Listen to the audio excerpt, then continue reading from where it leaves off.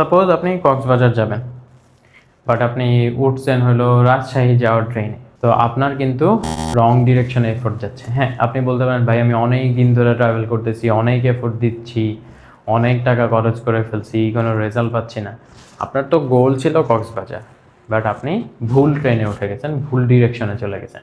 And এই ভুল decision বা ভুল ডিরেকশনটা কেন হইলো? জাস্ট রিসার্চ না করার কারণে। কোন ট্রেনে ওঠা লাগবে, হয়তো আধা ঘন্টা 1 ঘন্টা রিসার্চ করা লাগতো।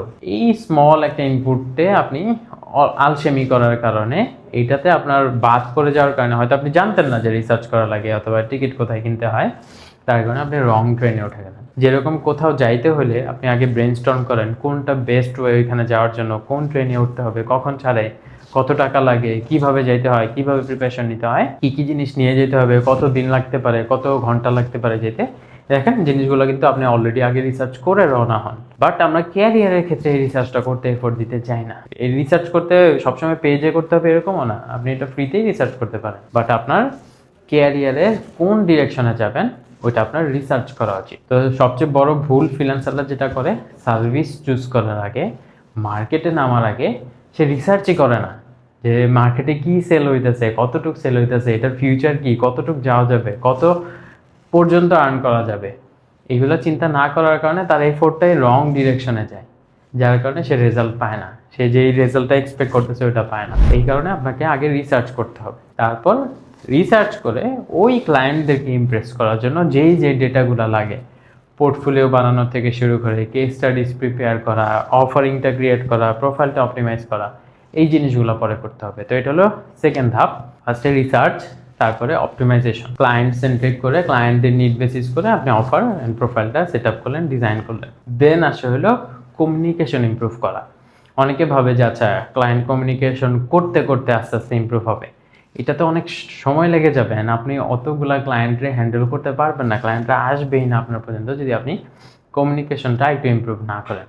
এখন এআই টুল দিয়ে খুব সহজে রিটেন কমিউনিকেশনগুলো করা যাচ্ছে, ভার্বাল কমিউনিকেশনের প্র্যাকটিস করা যাচ্ছে। এইগুলা ইউটিলাইজ করে আপনার ক্লায়েন্ট কমিউনিকেশন একটু ইমপ্রুভ করতে হবে যেন আপনি মিটিংগুলো ভালোভাবে অ্যাটেন্ড করতে পারেন। তো এই তিনটা জায়গায় ফাঁকি দেওয়ার কারণে ফ্রিল্যান্সাররা আসলে নিজেদের হাইয়েস্ট পটেনশিয়ালে কখনো যাইতে পারে না, রং ডিসিশন নিয়ে আগায়, যার কারণে তারা তাদের ক্যারিয়ার থেকেই ছিটকে যায়, আর কন্টিনিউ করতে পারে না। যে রেজাল্ট এক্সপেক্ট করে নামছিল ওই রেজাল্ট তো পাই না, পরে অন্য ক্যারিয়ারে সুইচ করতে হয়। সাপোজ আপনি কক্সবাজার যাবেন, বাট আপনি উঠছেন হলো রাজশাহী যাওয়ার ট্রেনে। তো আপনার কিন্তু রং ডিরেকশনে এফোর্ট যাচ্ছে। হ্যাঁ, আপনি বলতে পারেন ভাই আমি অনেক দিন ধরে ট্রাভেল করতেছি, অনেক এফোর্ট দিচ্ছি, অনেক টাকা খরচ করে ফেলছি, কোনো রেজাল্ট পাচ্ছি না।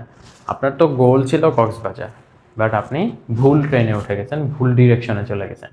অ্যান্ড এই ভুল ডিসিশন বা ভুল ডিরেকশনটা কেন হইলো? জাস্ট রিসার্চ না করার কারণে।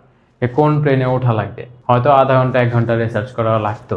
এই স্মল একটা ইনপুটে আপনি আলসেমি করার কারণে, এইটাতে আপনার বাদ পড়ে যাওয়ার কারণে, হয়তো আপনি জানতেন না যে রিসার্চ করা লাগে অথবা টিকিট কোথায় কিনতে হয়, তার কারণে আপনি রং ট্রেনে উঠে গেলেন। যেরকম কোথাও যাইতে হলে আপনি আগে ব্রেনস্টর্ম করেন কোনটা বেস্ট ওয়ে ওইখানে যাওয়ার জন্য, কোন ট্রেনে উঠতে হবে, কখন ছাড়ে, কত টাকা লাগে, কিভাবে যাইতে হয়, কিভাবে প্রিপারেশন নিতে হয়, কি কি জিনিস নিয়ে যেতে হবে, কত দিন লাগতে পারে, কত ঘন্টা লাগতে পারে যেতে।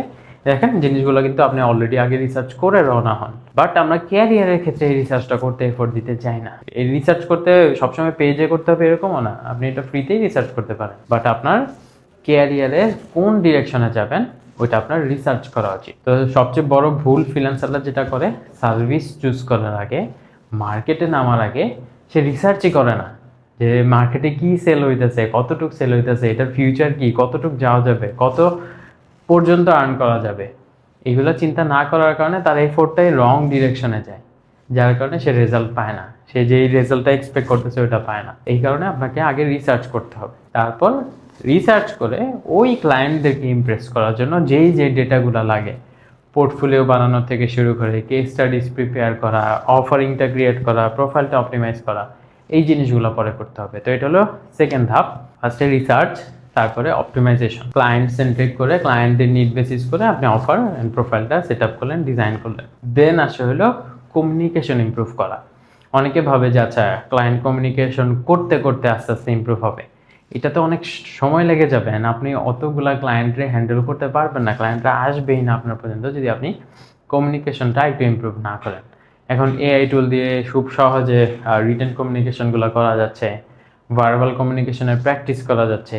এইগুলা ইউটিলাইজ করে আপনার ক্লায়েন্ট কমিউনিকেশন একটু ইমপ্রুভ করতে হবে যেন আপনি মিটিংগুলো ভালোভাবে অ্যাটেন্ড করতে পারেন। তো এই 3টা জায়গায় ফাঁকি দেওয়ার কারণে ফ্রিল্যান্সাররা আসলে নিজেদের হাইয়েস্ট পটেনশিয়ালে কখনো যাইতে পারে না, রং ডিসিশন নিয়ে আগায়, যার কারণে তারা তাদের ক্যারিয়ার থেকেই ছিটকে যায় আর কন্টিনিউ করতে পারে না।